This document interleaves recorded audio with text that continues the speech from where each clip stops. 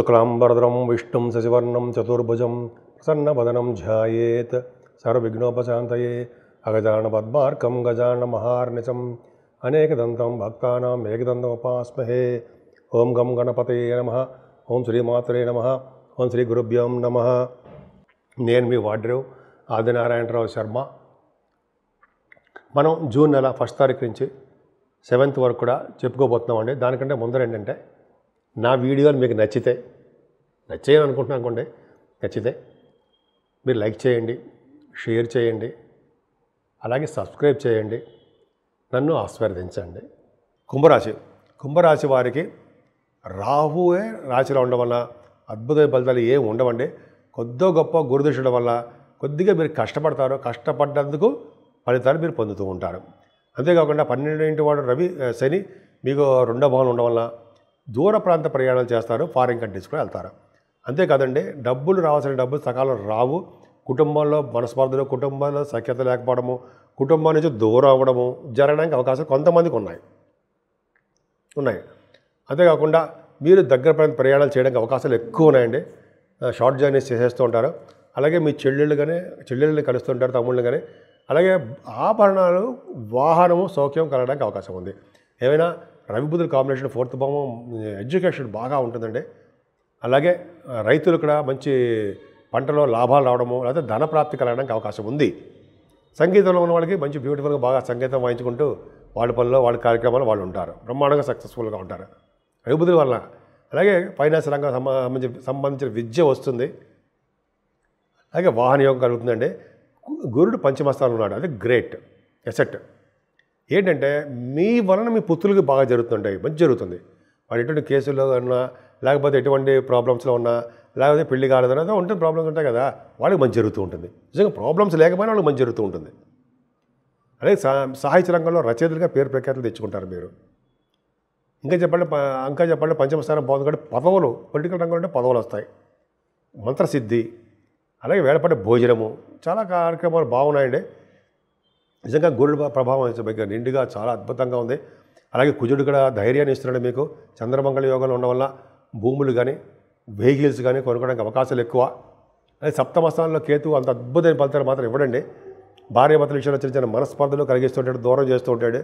2వ భావంలో శని, 7వ కేతు వలన మీరు కుటుంబం నుంచి కానీ మీ భార్యాభర్తల దగ్గర నుంచి కానీ దూరం ఉంటారు.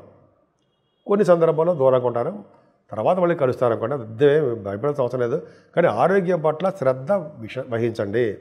ఆరోగ్యమే మీకు మహాభాగ్యము. ఖచ్చితంగా ఆరోగ్యం బాగుండాల్సిందే. సో అది కాకుండా మీరు చేస్తున్న వ్యాపార అభివృద్ధి దినదిన ప్రవర్ధమానం అవుతూ ఉంటుంది. ఎక్కడ తగ్గరు. 9th హౌస్ కూడా కోర్టు కేసులు చూస్తాం కాబట్టి మీకు కోర్టు కేసులు అంటే కోర్టు కేసు కానీ లేకపోతే లా సంబంధించిన విషయాల్లో ఫేవరబుల్ రిజల్ట్స్ వస్తాయి. ఇంత డౌటే లేదు. గురు ప్రభావం నిండుగా ఉంది, అదేం పర్లేదు. పైగా ఈ భాగ్యస్థానం బాగుందంటే వ్యాపార అభివృద్ధి దినదిన ప్రవర్ధమానం అవుతూ ఉంటుంది. విదేశీ పర్యటన చేస్తారు. చదువు రీత్యా కానీ అంటే వినూత్న విద్య చేస్తారు. తీర్థయాత్రలు చేయడము, గురువుగారు సందర్శించడము బాగుంటాయి. మీ వ్యాపార అభివృద్ధి బ్రహ్మాండంగా ఉంటుంది. అంతేకాకుండా ఆగమశాస్త్ర పండితులకి, వేదశాస్త్ర కోవిదులకి ఇలాగా బ్రహ్మాండం వాళ్ళ విద్యలో, వాళ్ళ ఉద్యోగాల్లో, వాళ్ళ వ్యాపారం అదే వాళ్ళు బ్రహ్మాండంగా సక్సెస్ అవుతారు. అంతేకాదు భాగ్యస్థానం చాలా బాగుంది కాబట్టి అదృష్టం స్థానం ఎప్పుడు తోడుగా ఉంటుంది. ఏదైనా 10th ప్రొఫెషన్ కూడా బాగా 10th హౌస్ ప్రొఫెషనల్గా మీరు బాగా థ్రిల్లింగ్గా ఉంటారు, డబ్బు సంపాదించుకుంటారు. బహుశా షార్ట్ స్పాన్లోనే మీకు కుజుడు కూడా బాగా మంచి స్థితికి వచ్చేస్తున్నాడు. వల్ల రియల్ ఎస్టేట్ రంగంలో బాగా మంచి డబ్బులు సంపాదించుకుంటారు. అలాగే 11వ భావానికి గురుదృష్టి ఉంది. 9th హౌస్కి ఎలా గురుదృష్టి ఉందో 11వ భావానికి గురుదృష్టి వల్ల డబ్బులు బాగా వస్తాయి. అనుకున్న దానికంటే మనం బాగా డబ్బులు వస్తాయి. కంటిన్యూస్ ఫ్లో అప్ అని బ్రహ్మాండంగా ఉంటుంది. 2వ శని ఇవ్వకపోయినా మీకు గురుడు సమృద్ధిగా ఇస్తాడు. 11వ భావాధిపతి 11వ భావం చూసుకోవడం మీ అన్నయ్యలు ఉంటే వాళ్ళకి బాగుంటుంది. కంటిన్యూస్ ఫ్లో అప్ బాగుంటుంది. దేవతలకు సంబంధించిన వాటికి డబ్బు ఖర్చు పెడుతూ ఉంటారు. భార్యాభర్తలకు అనురాగ దాంపత్య జీవితం లాభస్థానంలో చూసుకుంటాం కదా, అది బాగుంటుంది. ప్రేమ, లవ్ అంటాం కదా, 11వ భావం చూస్తాం కదండి. వివాహాలు కుదిర్చిన కూడా 11వ భావం కూడా చూస్తాం కదా మనం. ఆ 11వ భావం కూడా ఎఫెక్షనేట్గా ఉంటారు. ఏం భయపడతాం అవసరం లేదు. ఇతని షార్ట్ స్పాన్లోనే అంటే షార్ట్ పీరియడ్లోనే మీకు మంచి రోజులు రాబోతున్నాయి. సో రావుకేతుల మధ్యలో ప్లానెట్ పొజిషన్ ఉంది కాబట్టి కష్టపడండి, అమ్మవారి పూజలు చేసుకోండి. అంతేకాకుండా గణపతి ఆరాధన, సుబ్రహ్మణ్య స్వామి ఆరాధన చేసుకోవడం వల్ల, అలాగే వెంకటేశ్వర స్వామిని పూజించడం వల్ల శుభాలు జరుగుతాయి. 12 రాశుల వారికి చెప్పదగ్గ సూచన ఏంటయ్యా అంటే, ఎప్పుడు చెప్తున్నట్టుగానే మేషరాశి నుంచి వృషభ రాశి వారు, మేషరాశి నుంచి మీనరాశి వారు కూడా ముఖ్యంగా అన్ని గ్రహాలు రాహుకేతుల మధ్యలో బంధించబడ్డాయి. అంటే విపరీతమైన రాజయోగాలు కలగవు, కొద్ది కొద్ది చిన్న ఇబ్బంది కలుగుతూ ఉంటాయి. కాబట్టి మనం సర్పదోషం, మనం అంటే అన్ని రాశుల వాళ్ళు సర్పదోషంలో ఉండిపోయాం. అందుకని చాలా పోట్లాట్లు, తగాదాలు, మనస్పార్థలు, చికాకులు, కోపావేశాలు ఇవన్నీ ఉన్నాయి కదా, అవన్నీ తగ్గిపోతాయి. రాను కదా అవన్నీ తగ్గడానికి అవకాశాలు ఉన్నాయి. అందుకనే కాళహస్తిలో కానీ దగ్గర ప్రాంతంలో ఎక్కడున్నా సరే రాహుకు పూజ చేయించుకోండి సుమా. రాహుకేతువులకి పూజలు ఖచ్చితంగా చేయించుకోవాలండి. అంతేకాకుండా అమ్మవారిని పూజించడం వల్ల రాహు కంట్రోల్లోకి వస్తాడు, వినాయకుడిని పూజించడం వల్ల కేతువు కంట్రోల్లోకి వస్తాడు. చూసారా, కుజుడు మరి ఆయన పూజించడం వల్ల సర్వదా సౌఖ్యమే.